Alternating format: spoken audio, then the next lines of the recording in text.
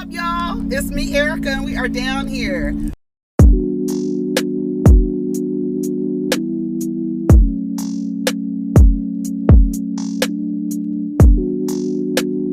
Peace, y'all. Take care of each other. Protect your energy. What's up, everybody? It's me, Erica, and we are down here to talk about Love and Marriage Huntsville. I watched it last night. Go ahead and like, subscribe, and comment. Let me know you stopped by, honey. We are down here. I don't know what's going on with this weekend. Oh, I need to clean my glasses. Ooh, it look like cats have been licking on these glasses. Girl, what is going on? Okay, that's a way better. Come on, I can see clearly now. The rain is gone. I can see all the obstacles in my way. Move out the way, girl. Yes. I don't know the rest of the song. It's gonna be a bright, bright, sunshiny day. Let's see. Are we out here? Okay, we out here, honey. Is this bitch recording, girl? So last night I slept really well. I watched Love and Marriage Huntsville, and I watched Real Housewives of Potomac. Girl, Real Housewives of Potomac is like, that shit is fucking, when I tell you that's some weird ass shit going on. I don't know what the fuck is going on that show outside of the colorism, but the shit is fucking weird. Anyways, we start off with breakfast with Chef Thomas, little Martell praise, which was so cute. I was wondering why Martell was sitting at the head of the table, but I guess we have to keep up appearances. If it was truly in true form, Melody should be sitting at the head of the table. Yes, she should be. Okay. They went around the table and asked the children what were their best memories. Of course, everybody knows that the bike rides are Martell's favorite memory. I don't know how many times I've seen that picture with Melody with that blonde little straw looking wig on and them riding them bikes. Martell, we know that Martez loves those bike rides, honey.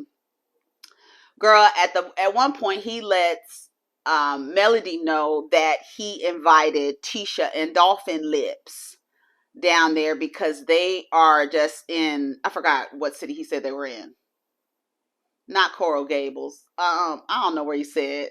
I don't know what he said where they said they were, but they're close to Destin. I'm not gonna even do that. I'm not gonna even do that to myself and try to remember. But like I told you last week when we talked about this, how Melody started doing like this, that's a sign that she's not comfortable, she's not ready. Not uncomfortable like, oh, I'm afraid of them, but uncomfortable like this is not a space for them. But she did good. She did good. I was surprised she was over there chewing that watermelon. I was like, look at Melody back there chomping on that watermelon like these motherfuckers don't even need to be here. That shit was so funny to me. She said it's just a reminder of the disrespect that was present in her relationship. And she said Martell is out of order. And I agree. I was like, Martell is cuckoo for Cocoa Puffs. This nigga said there's a certain time that we need to drop all of our issues and be cordial. They're still friends, and Melody needs to let things go. Girl, what? It's like, what are you smoking? What you smoking on, Martez? You done started smoking since y'all got a divorce, because girl, she could let things go whenever she wants to, and it's not your place to impose that onto her. It's when she's ready, right? Girl, let's keep going. So they were outside swimming, creating memories. It was cute. Melody in the sand and the sand in the water, and little Martell and the babies and Sugar Mama and all that other stuff. Very cute, right? They're having a good time. He asked Melody, come, like they're standing on the beach, and he tells Melody, come here and look at this. So he starts showing Melody random pictures in the phone, and she knows that he is trying to, trying to get her and, hook her with nostalgia. She said, yes. I said, come on, you better call it When I tell you, the best thing to do when these niggas start playing with you is call it out plainly for what it is. They will try to gaslight their way, like, no, that's not, I'm not trying to do that. I ain't trying to do that. I was just, no, what you're trying to do is trying to pull on my heartstrings, honey. But guess what? The cord has been cut. Okay. She says, oh, you was trying to call me the other day asking when are we going to get married again. She said, 3 years of me giving him chances, he used to do the same shit all the time. So it's like you still playing from the same playbook. The plays haven't gotten you any kind of score or anything, nothing, and you still playing the same damn plays. Girl, I want y'all to get some new fucking game. Get some new game. On some real shit, y'all need to get some new game. This is when Tisha and the haters walk up, okay? This is when the haters walk up. Somebody called them the snots. I said, see, I'm not with y'all. Not the snots. Y'all, let me tell you how I found oat creamer, brown sugar oat creamer. Oh, I need to plug in this phone. Hopefully it doesn't die. Oh, baby, if this phone dies, I'm trying to get my son's phone to start working. His thing was stuck on the Apple screen, so I'm getting his phone together and updating it. But anyways, Tisha makes a mention that she never seen Mel in braids, and I was like, yeah, we never seen Mel in braids. I guess you don't do braids, honey. So she was like, yeah, she was looking. He was like, yeah, she looked good. Wink, wink. She said, well, let me figure out how to take them out, or let me see how I could change them. Right. Because I'm not trying to look cute to you. And then in the interview, he's saying stuff. See, he's playing, but he's for real. Like, he's trying to be funny and be for real, but he's for real at the same time. Like, I hope that you don't think that Melody got them braids because she thinks that or knows that you like them because you got your daughter's hair braided that way. I was like, this nigga is crazy. She says she feels a little disrespected when she sees the Scotts because it's just there. It's not them, but just a reminder of him not respecting the relationship. So they go inside, right, to talk. Mel's over there in the kitchen eating that watermelon. Tisha's sitting. She's so cute. I was like, she's so cute, old hater. She was sitting over there. She was like, well, this is nice. Y'all in the thing with the together. Y'all together. This is what we like to see. We like to see Mel and Martell. This is what we used to.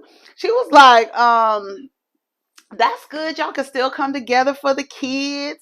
And then they started talking about going fishing with the boys, and they're going out on the boat. What y'all gonna do today? We're going out on the boat or whatever, and we're leaving tomorrow, whatever. And Mel was in the kitchen. She was like, what? Like, what? Don't get cute over there, Tisha. Don't get too comfortable, bitch, because I didn't even know your ass was coming until 40 minutes ago. Okay. Mel was like, huh? So she said that Martell is against having a village, and they talked about, going fishing with the sons. I thought that was a little weird that when they mentioned that, I thought to myself, it's true. These men have not been out with their sons. And it's ironic that their sons are propped up in a way, but we haven't seen them, the men, just without the women, spend time with their children. Like, I don't know, play dates. I don't know. I mean, I remember now, the first thing that came to mind was Martez going to the compound. Isn't that what Lou's place is called? And he was training with Lil Martell. I remember that. But I don't remember. Y'all let me know if I'm wrong, that the men have not taken a trip with their sons. All of them have sons.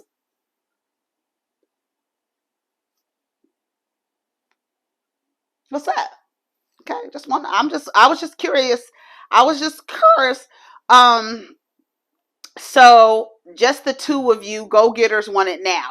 Right. And Martell was like, making little jokes and stuff like that. And Melody said that he doesn't really want a village because Martell, that actually removes control. So basically, and I have an idea of what she's talking about. When she wants to take the kids over to someone's house, the village, he doesn't want that. So he puts hurdles in place of that happening because that takes control away from him. And he's probably like, well, just bring him to my house. Just bring him to my house. So that means he keeps like a tie to where they are, when you leave and when you going out, it removes him. If there's a village, it kind of removes him from the equation or from just being privy to things, right? So if you got to call him all the time, every time you're going out, he knows every time you're going out because he wants the kids to be with him, not anybody else. That's a feeling that I have. I don't know. I feel like that's what it is. He says that Martell is a go-getter. He wants it now. And I was like, damn, I wish he had that same energy to get that fucking builder's license. So they played no longer a newlywed game, which was really, really cute. Just an impromptu game. Who loves the most? Who cooks the best? If you notice, the men cook the best. But somehow, some way, y'all wind up in situations where you doing all the cooking for a person who cooks better than you. Remember we talked about partnerships drawing on strengths and weaknesses? And if his strength is cooking and somehow you've agreed to some weird ass, low level, archaic ass template to where you're actually not the best at cooking, but you've taken a role to cook when that's actually his strength. Now, I know there's couples out there with the same idea because a lot of these boys that you married to, these men, were raised by single women and their mothers learned them how to cook, right? Right? Okay. So now you in a situation and you've agreed to some goddamn archaic ass setup to where you're doing the cooking. Girl. You're doing the cooking. She said, the kids think he's the fun one because he's the one. Melody said he's the one that don't do shit. She said it just like that too. I said, I know that's right. He don't do shit. Y'all notice that, right? The kid, he cooks better. All right, I just want everybody to pay attention to that. But then y'all walk down the aisle and agree to some shit to where you're doing all the cooking. And that's not your strength. How the fuck? How the fuck you end up doing some shit like that, girl? Duped. It's a scam. It is. And and Tisha, you sitting there not willing to agree to it. You think it ain't funny, girl. It looks crazy as hell. It looks crazy as hell that you've agreed to do something that you're really not strong at. And the one who's stronger gets to opt out because he has a dick. Girl. Kimmy cuts her hair. I was very emotional to watch. The stylist was there, her best friend, a good friend of her, Mighty Mouse was there. She said this is her team of support that, for this particular part of her journey. I love the support that they gave her. I love that they're keeping her hair and making something out of it. I love that Mighty Mouse was there kissing on her and holding her and supporting her. And it's really, it reminded me of Black people and Black women and Black men and their relationship with their hair.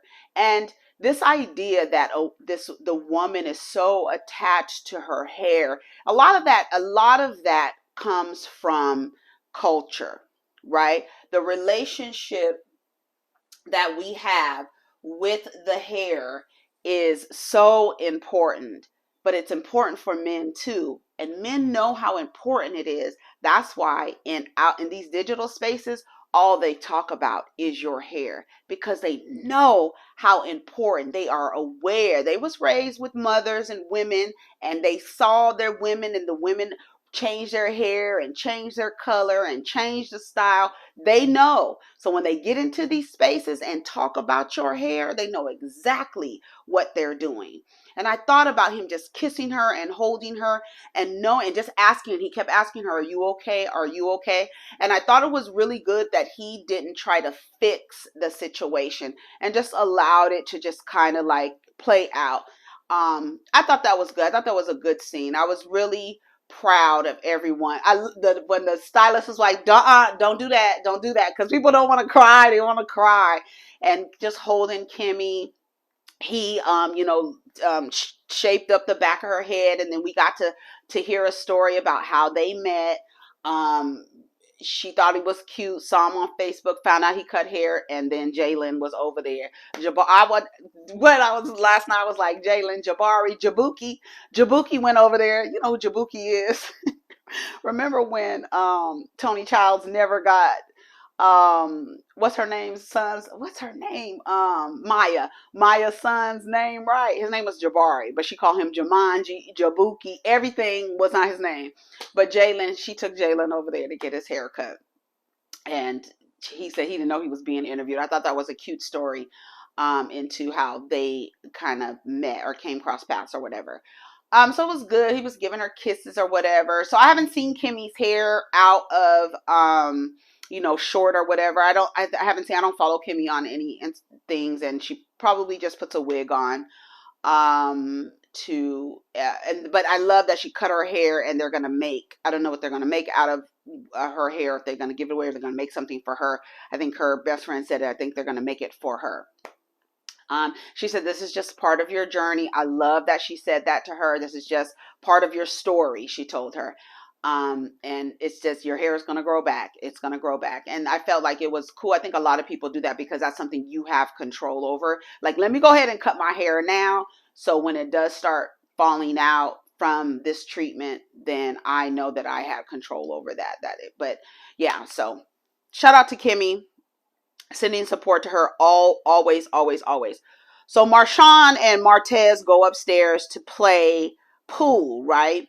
He talking about Africa and how it just really puts some things into perspective for him. He asked Martell, like, how did y'all get here? He's like, basically, she needed some time. Melody got the time she needed. It's just, I'll know that it'll never be the same. I accepted what I did in the past.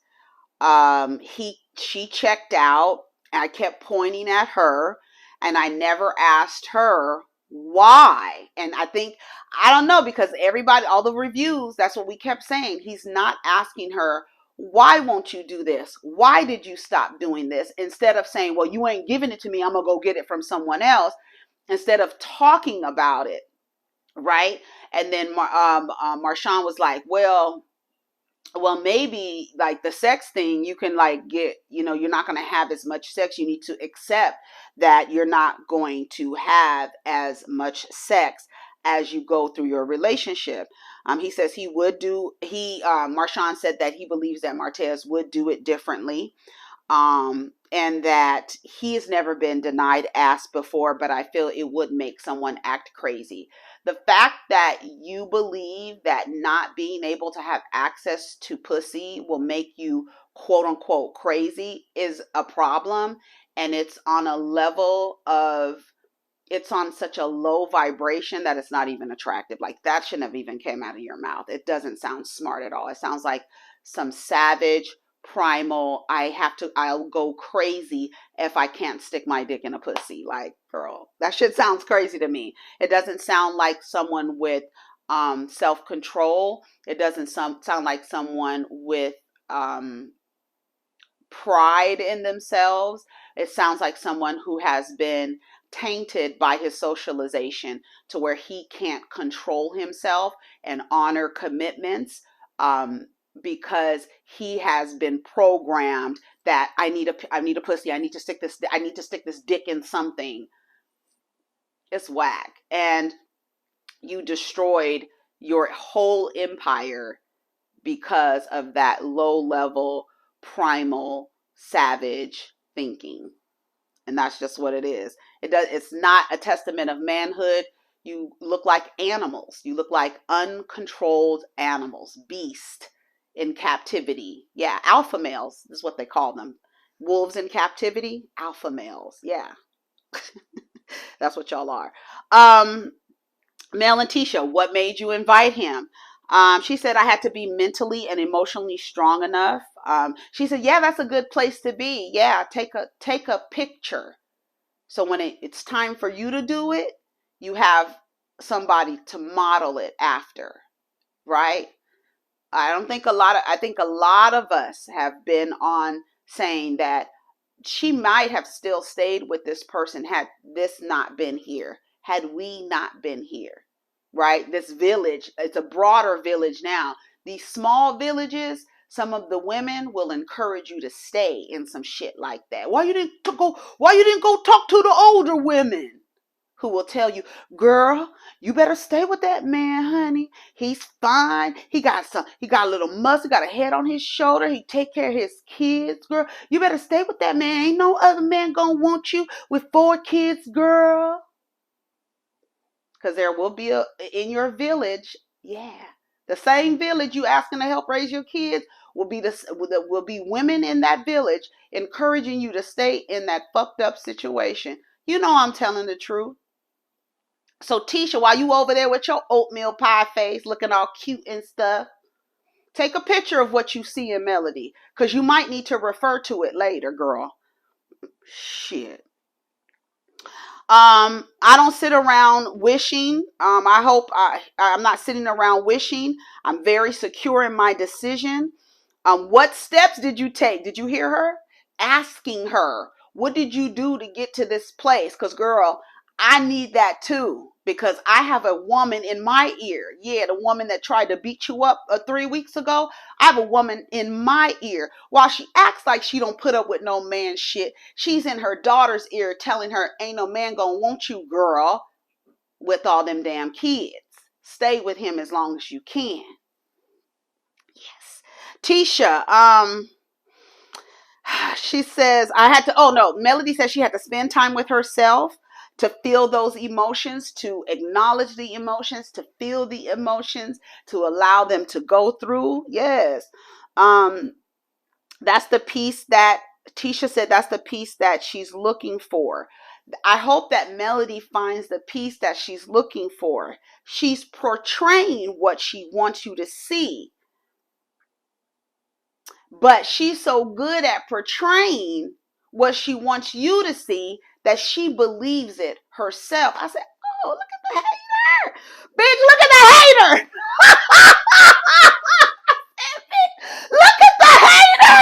Look at the hater. I said, Tisha, girl. Oh, I said, oh, you was a hater. She fools herself a lot. I said, bitch, where is the mirror, girl? Bitch, I wish I could pick a mirror up. It's over there. I wish I could pick the mirror up so I could hold it up to you, Letitia, Marie Scott. I wish I could hold it up to you. Because, baby, I said, look at the hater in her red dress. It should have been green, bitch. I don't mean to call you a bitch, Tisha, but that was some bitchy shit in that damn interview, girl. I said, oh, she fools herself a lot. Girl, is we talking to you? Is we talking to you? Martell said he's apologized. But I don't want her to get in her mind that, I'm trying to get up close to her or whatever, because she does think that, right? The nostalgia, the pictures, and da-da-da-da. So that is something, what Letitia said about Melody fooling herself. In all honesty, yes, I believe that Melody can play the role for the people to see. But in her interviews, it sounded like she has a sense of awareness where she says, when they ask her, I guess, will you be open to relationships? She said, I was married for 14 years. Like, basically been there, done that, got the shirt, bitch, okay? And the scars, okay? If something comes along, fine. If it's in God's plan, fine. God says go, right? But I don't want just to marry something on a piece of paper. I need a commitment. I need to know that I need to know that somebody's going to protect my emotional needs. I said, come on, Melody. I said, come on, therapy. I said, come on, man. I was so proud of her because we could get a paper all day. And I don't need you to protect my physicality. We got firearms for that. I need to know that you're going to protect my emotions. Yes. What she say? Um, her emotional needs and her mental health needs. Like, that's it. If you making me crazy and you sending me through all this crazy emotions, you don't have to put your hands on me. You can fuck somebody up just like that. And so many black women deal with the psychological, emotional, and mental abuse from these niggas. But just to say that you're married, it ain't worth it. It's not, literally not worth the paper it's printed on. Literally not worth the paper it's printed on. But don't come ask me, because I'm the lady in the tent that'll tell you to break up with him, girl. It's your journey. But Letitia acting like, oh, she's just portraying that. Girl, you better take some notes. You better take some notes. What about dating? He says, I'm trying to get her respect back. That's what he said. What about dating? It's going to happen. Hopefully, hopefully she has a good judge of character. I'm for sure going to bring over a good stepmom. I said, well, we saw who you chose to procreate with. You mean to tell me you're going to have more standards?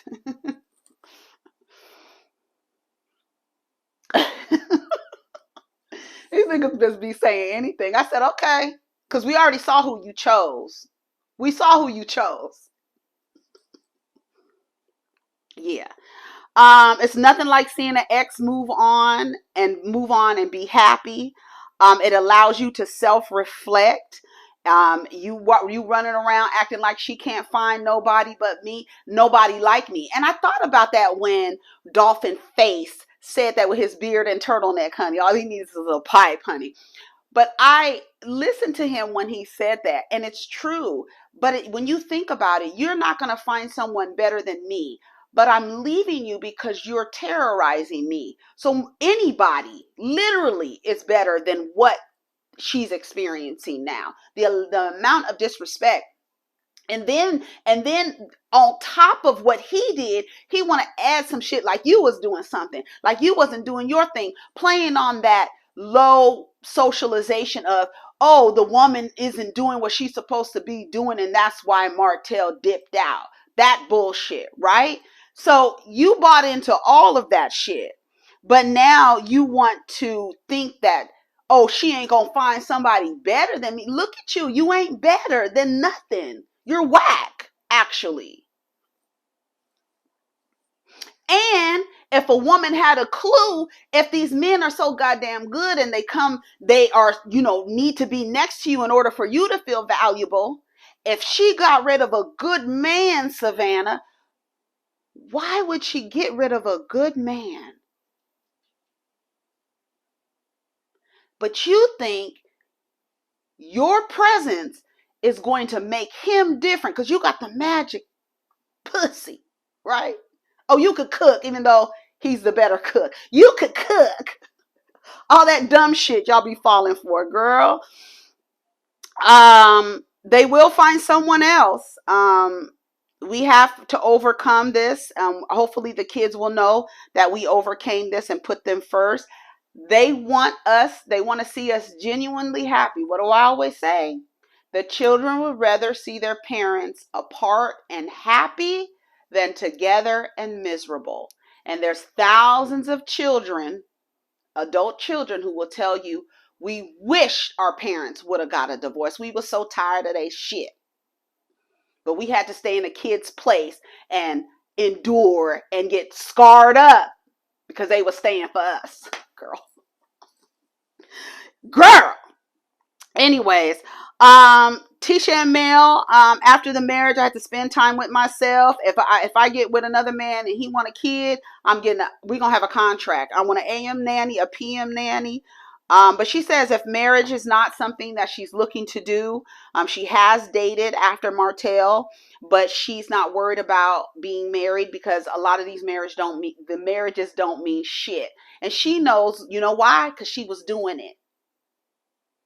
Who but better to get your information from how a marriage looked versus how it really was, but from Melody Cherie, what's her last name? Gordon? I don't know what her last name is, but she ain't Holt, honey. And how, well, baby, when I tell you, number one, she left him. right? She left him. The baby had to come, but she left him. Okay, we're going to give you that, right? Because we want you to leave when he dishonored the marriage. A lot of y'all say cheating is not, it's not a deal breaker. Girl, that's your life. But anyways, but the baby comes. That's when usually people get a clue. Not like the lady over there on Bell Collective talking about, I want to take care of the baby. All that dumb shit. Like the shit y'all be doing, like that should be crazy. If you stepped outside the shit and looked into the shit, you'd be like, girl, that shit is crazy. But for her, should have been a lot more patient. Oh yes, that's what what's his name said. She said, if God is in the plan, she said the marriage don't mean a thing. She knows from experience, and a lot of people know. A lot of people are operating in their marriages, and when people are looking at it, they're like, girl, it don't sound good. But they want you to do it because they need a club, girl. It's a secret society. You need a club. It's a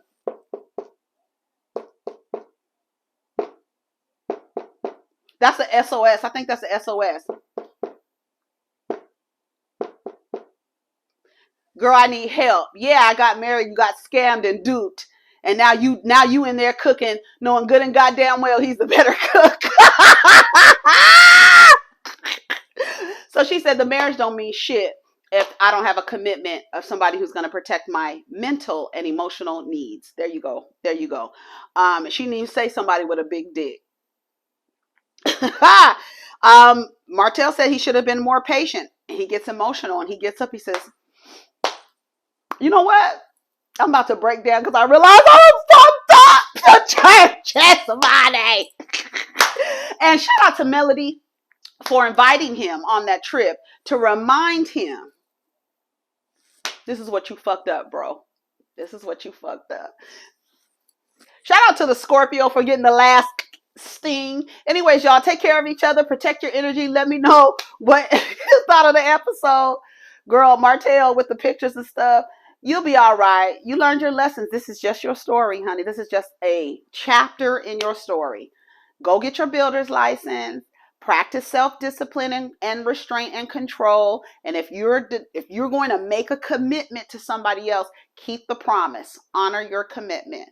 Because a dishonorable man, I don't know, in this society, shouldn't be classified as a man. You dishonored your marriage. You did not honor your commitment. Yikes.